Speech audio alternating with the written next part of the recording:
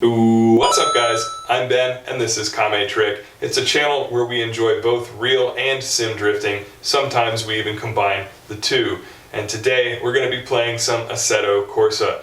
Now I usually review mod cars on mod tracks in Assetto. I talk about, based on my real life drifting experience, what these cars feel like to drive and whether they feel like they're sort of early era drifting kind of modern cars, or even talking about some of the more pro spec cars and how they relate to what a modern, typically grassroots drift car feels like. But I've been getting a lot of requests to take a look at the Kunos official cars, and that's probably because I need to show a little bit of love to my buddies who are out there on console. So today I'm going to be looking at the AE86, the AE86 iconic Toyota Corolla rear drive chassis, and we're also going to be using the stock drift track. At this point, the 86 is a very dated chassis, and we'll get into that a little bit more in the video, but I think it's going to drive a lot differently than what my drift car drives like now.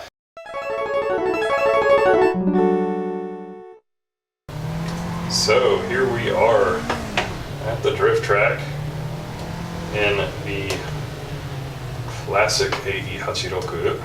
That is 8 and 6 in Japanese, as probably everybody watching knows. Now this car is supposed to make in the vicinity of 200 wheel horsepower, which is a fair bit for a car that's light.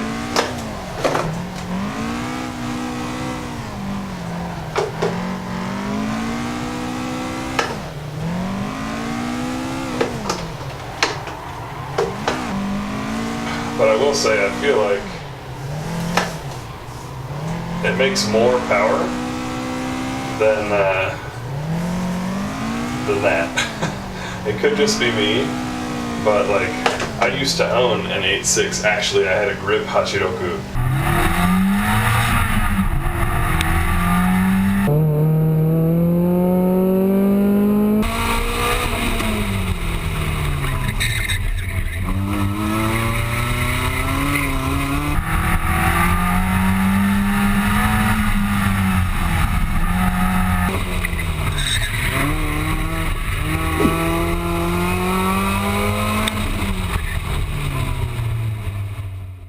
And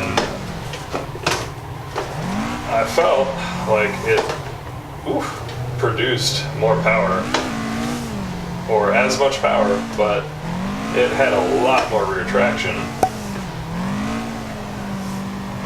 which made it a little bit challenging to drift.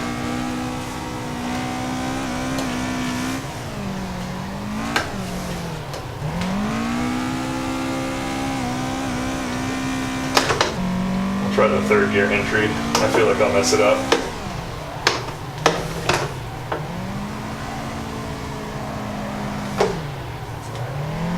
Oh, this is a challenging little car. I'm not sure what I think about it.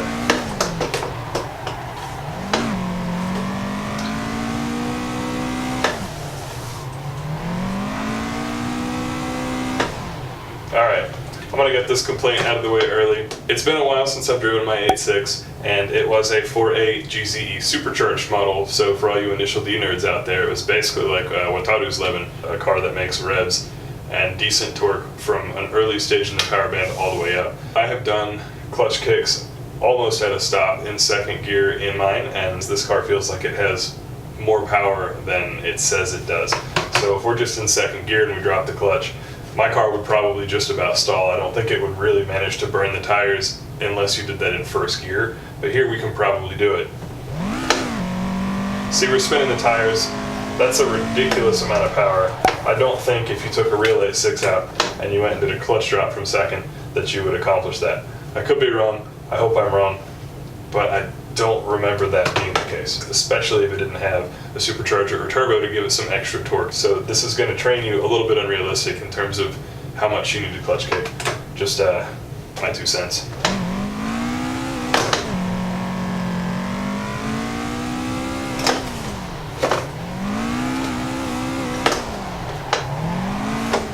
The second thing I've noticed is that there's a certain point where if you go past it, it becomes pretty difficult and you have to be very careful on the throttle.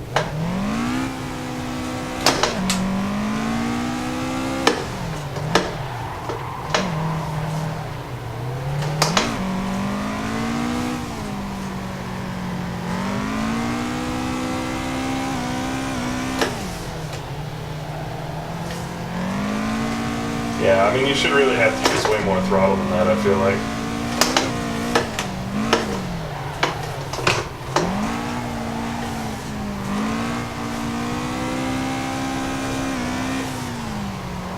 So as you can see, anything more than about one turn of the wheel and the car, I'm having to get really careful on the gas with. So I feel like either the front tires don't make enough traction or the rear has a weird, I don't know. I just feel like most cars don't really drive like that. There was not quite enough angle there.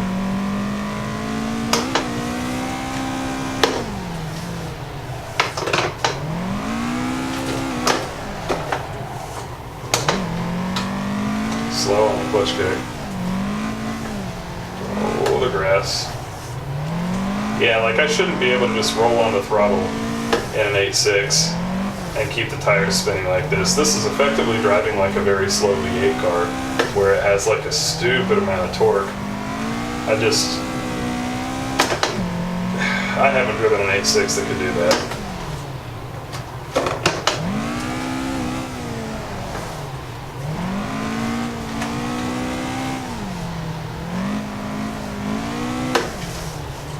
Now, of course, I'm not using VR right now. I'm not using real head motion right now.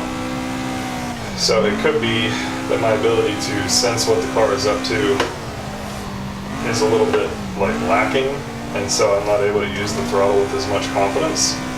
Maybe that's a thing, but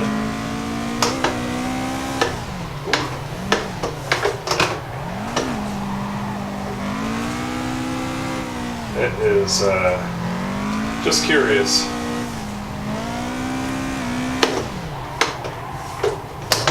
Okay, there I had the clutch kick, and I should have had the clutch kick more than that, really. That should have been a clutch kick. That should have been a clutch kick. So,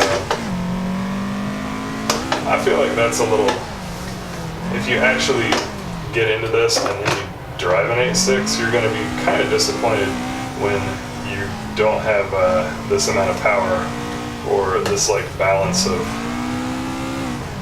grip and the ability to spin the tire so easily. But I mean, outside of that, it's really not too bad. Next up, I'll talk a little bit more specifically about how I'm driving this car and kind of try to break down what I'm doing as I'm doing it.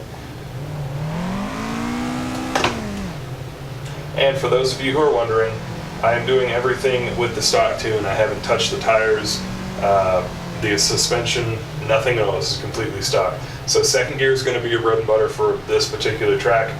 We're going to go in, pull the e-brake about where that light pole is. You can see the light pole over here cast a shadow across the track. And for me, I like to use that as roughly my initiation point. So if we come in here, build up some speed, pop back into second gear, we'll cross that shadow, e-brake, I wait a second, and then I catch the car with medium throttle. And as you can see, I had to go off throttle right there because the car started to get into that weird zone where it's picking up too much angle. Basically, when you're initiating and when you're transitioning, you have to watch out for that tendency of this car to pick up angle slowly in an unrecoverable way. Like I could be at max counter steer and barely on the throttle, and if I notice that it's still picking up angle when I'm pretty close to max counter steer, for me, I'm going to get off throttle and wait for the car to quit coming around. Because if I wait too long, as you've seen just now and a couple other times, the car will actually kind of like stall and come to a stop like this, and then I'll have to start over from scratch. Once the car gets stable, which is to say it's done picking up angle here or it's done picking up angle here, then you can sort of get onto the gas. So if you watch my throttle input, here we'll do this transition. You see I come off and then I kind of creep back into it slowly, and I'm feeling for what the car is doing and for how much angle it's picking up. And we'll stay in second gear to kind of get used to this, but we'll do it again here. So we'll come in, pull the e-brake to get it started, gentle until I get the car stable, then we can really ham into it. use the steering a little bit to adjust. We'll come off throttle for the transition, get back on, and I'm just very gently feeling for the traction of the car and feeling to see, is it picking up more angle or not? And so if it's picking up angle kind of quickly, I'm going to wait and wait until it picks up angle slow, and then I can get back onto the throttle. So I've got it stable here. You can see the steering, I'm not moving the wheel a whole lot. I'm going to come off throttle the transition, back on when it's kind of done rotating. Gentle, off throttle. Oh, well, you have to measure the amount of power and like weight shift you're throwing. That was too weak.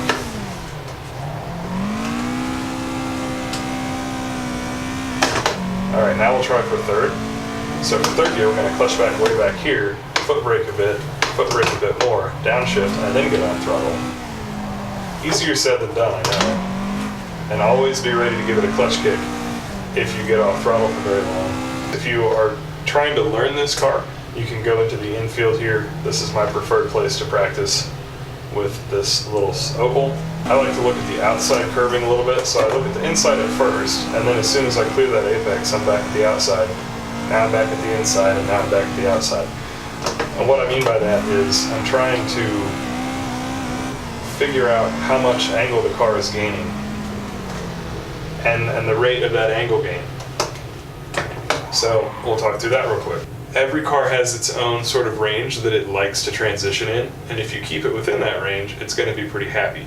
And if you transition too slow, it might grip up, and if you transition too fast, it might spin. What I like to do is look at the corners of the screen and use the curbing or the edges of the track to help tell me how quickly is my perspective changing, how quick is the car picking up angle. And if it starts to get up to the like too fast area where I'm a little concerned that the car might hit its full angle faster than I can counter steer, even mid-drift, then I'll start to ease off the throttle a little bit and slow that down. So your throttle control, your right foot, is going to determine what all happens there. So they all have... Oh wow, we just lost power for a second.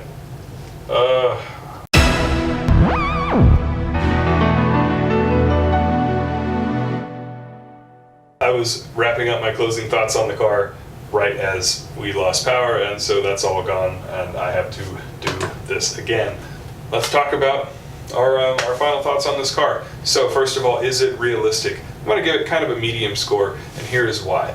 I think that its power delivery is not realistic. They're kind of gutless little cars, and they're very fun to drive, and the recklessness of giving full throttle almost all the time is a big part of their charm for me. But this car, if you go back and look at my pedal footage and just look at how I'm walking it around the track, I'm very rarely giving it full throttle. In fact, I'm not even clutch kicking it very often. There's a lot of times that I'm almost at a crawl and I just roll into the throttle and it keeps the wheels spinning, and that's like a V8 thing. That's not something that an 8.6 should be doing.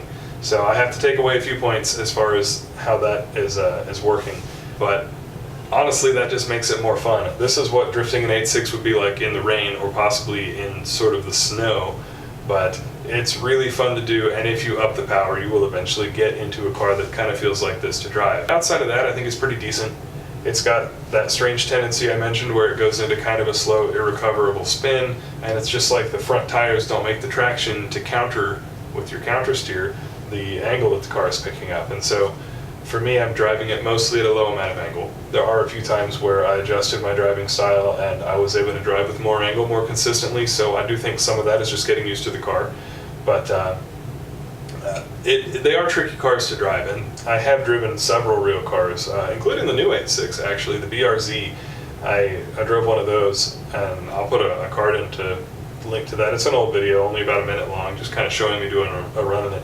But it was a challenge as well, bone stock car, and they're just kind of funky to drive. Like, if you think that you got it all stable, you're in the middle of a drift, everything should just be good cruising until you want to do a transition to change direction, and all of a sudden it would just try to spin out on me, kind of weird. Like, it was as though I did a clutch kick mid-drift and it started picking up angle, but I didn't. I was just sitting there chilling.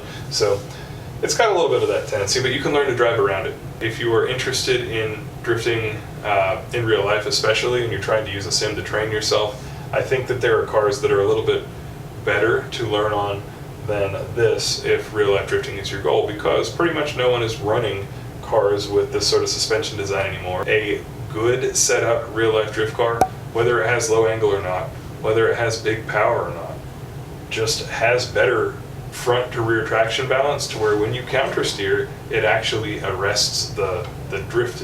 It stops from picking up more angle, and it causes it to just cut a nice beautiful arc. And I feel like this car doesn't do that quite as well.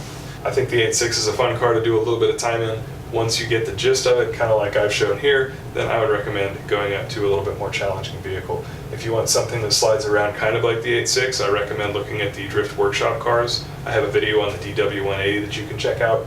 It was not exactly the car for me, but it's a fun car to drive. And if you want something that makes a lot more angle, then you might look at the DTP cars, the Barrett cars, the Tando Buddies cars, although they transition a little bit more slowly than realistic. And then if you, of course, want to look at going to pro level cars, it's going to be a huge difference than this, and it's going to be pretty hard to make the jump if you don't have any kind of in-between experience. But you can jump over and look at the VDC cars and the WDT cars as well, and I've got videos out on some of those with more coming in the future. As always, thank you guys for watching. I'm really excited that we just hit 3,000 subscribers, so thank you all for your support. I really appreciate the community that we've got, the conversations that we get to have in the comments below, and it's just a good time. So I'll keep making videos if you'll keep watching, liking, and commenting on them. Let me know below what cars you want to see next, and until next time, guys, have a good one. Peace.